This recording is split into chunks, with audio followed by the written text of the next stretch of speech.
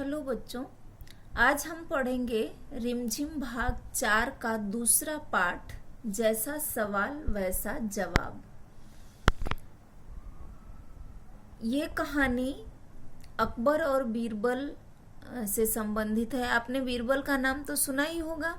अकबर और बीरबल की बहुत सारी कहानियां सुनी होंगी। बीरबल बहुत चतुर थे, होशियार थे और अकबर उन्हें बहुत मानते थे। वो हर बात में उनकी सलाह लेते थे।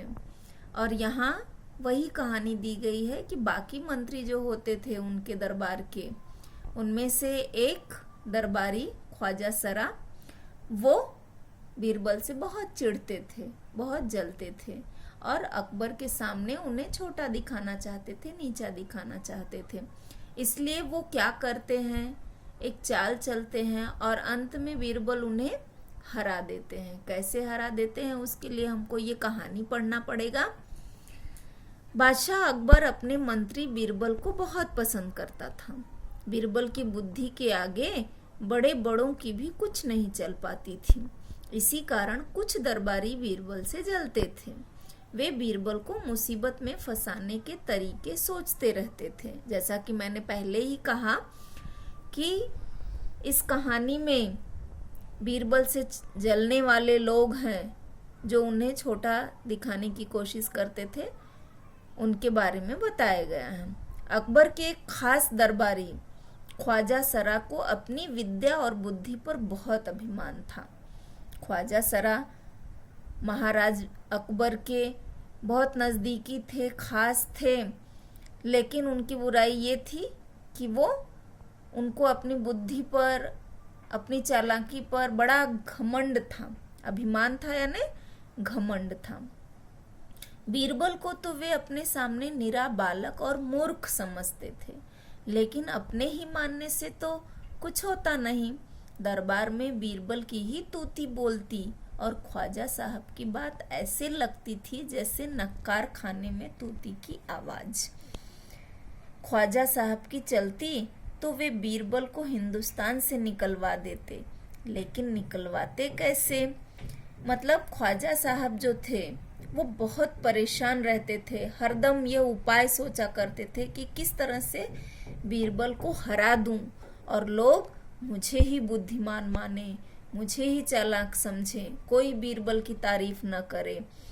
और लेकिन दरबार में बीरबल की ही तूती बोलती। तूती बोलना एक मुहावरा है जिसका मतलब होता है प्रसिद्ध होना। जो उनकी ही चालाकी का लोग लोहा मानते थे। और ख्वाजा साहब की बात ऐसे लगती जैसे नक्कार खाने में तूती की आवाज। तूती एक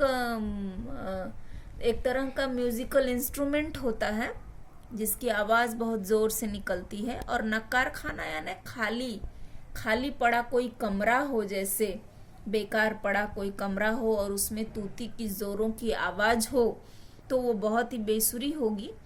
इस तरह से ख्वाजा साहब की कोई इज्जत नहीं थी उनके दरबार में। ख्वाजा साहब की चलती यानी उनका अगर थोड़ा सा भी बस चलता तो वो बीरबल को हिंदुस्तान से ही बाहर निकाल देते, लेकिन उनका बस नहीं चलता था, इसलिए उन्हें उनको सहन करना पड़ता था। एक दिन ख्वाजा ने बीरबल को मूर्ख साबित करने के लिए कुछ सोच विचार कर कुछ मुश्किल प्रश्न सोच लिए। उन्हें विश्वास था कि बादशाह के उन प्रश्नों को सुनकर बीरबल के छक्के छूट जाएंगे और वह लाख कोशिश करके भी संतोषजनक उत्तर नहीं दे पाएगा। फिर बादशाह मान लेगा कि ख्वाजा सरा के आगे बीरबल कुछ नहीं। तो इस तरह से ख्वाजा ने कुछ प्रश्न, ऐसे कठिन प्रश्न तैयार किए और उसको बादशाह के सामने प्रस्तुत कर दिया कि आप इन प्रश्नों के उत्तर बीरबल से पूछिए, और अगर बीरबल को इन प्रश्नों के उत्तर नहीं आए तो बादशाह के सामने बीरबल की बेइज्जती हो जाएगी और ख्वाजा का मान बढ़ जाएगा, ऐसा उसने सोचा।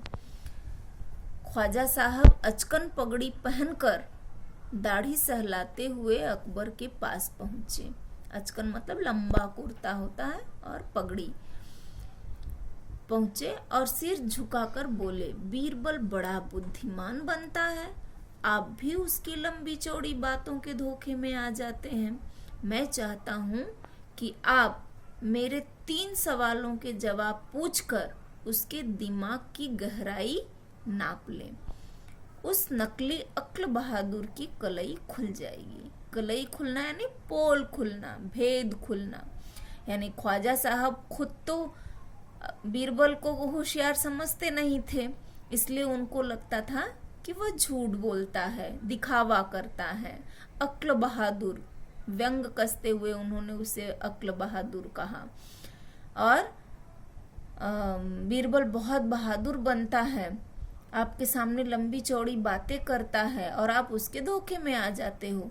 लेकिन मैंने जो कठिन प्रश्न बनाए हैं, आप अगर उस प्रश्न को उनसे पूछोगे तो पता चलेगा कि वो कितने बुद्धिमान हैं।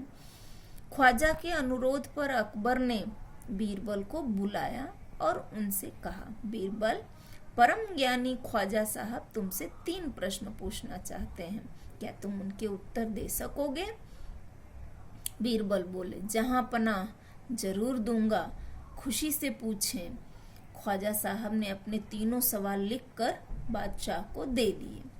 अकबर ने बीरबल से ख्वाजा का पहला प्रश्न पूछा, संसार का केंद्र कहाँ है? केंद्र मतलब सेंटर, पूरे संसार का सेंटर पॉइंट कहाँ है? कहाँ है? बीरबल ने तुरंत जमीन पर अपनी छड़ी गाड़कर उत्तर दिया, यही स्थान चारों ओर से दुनिया के बीचों बीच पड़ता है। यदि ख्वाजा साहब को विश्वास ना हो तो वे फीते से सारी दुनिया को नाप कर दिखा दे कि मेरी बात गलत है। बीरबल साहब बहुत होशियार थे, बहुत बुद्धिमान और हाजिर जवाब थे। तुरंत उन्होंने उनके हाथ में जो छड़ी पकड़ी हुई थी वो जमीन पर गाड़ दिया और कहा, यही स्थान जो है वो पूरे संसार के बीच में पड़ती है और यही केंद्र है। और अगर जिसको विश्वास ना हो तो वो पूरी दुनिया को पहले फीते से, फीता यानी मीटर सेंटीमीटर का जो माप होता है उसको फीता बोलते हैं, इंची टेप, उस फीते से माप कर देख ले कि ये स्थान बीचों बीच पड़ता है कि नहीं। अगर मेरी बात गलत हो तो वो खुद ही नाप के देख ले। अकबर ने दूसरा प्रश्न किया, आकाश में कितने तारे हैं?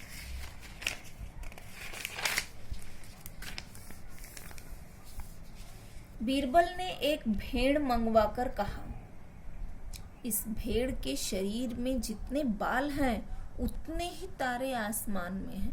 ख्वाजा साहब को इसमें संदेह हो तो वे बालों को गिनकर तारों की संख्या से तुलना कर लें। बहुत ही असंभव बात कि न आसमान के तारों को गिनना संभव है और न ही भेड़ के बालों को गिनना संभव है। और इसी तरह जब उन्होंने कहा कि आसमान में तारे कितने हैं, इस प्रश्न का उत्तर बीरबल को देना है, तो बीरबल ने कहा कि एक भेड़ के शरीर पर जितने बाल होते हैं उतने ही तारे आसमान में हैं और जिसको कोई शक हो वो दोनों को गिनकर मिला ले। अब अकबर ने तीसरा सवाल किया, संसार की आबादी कितनी है?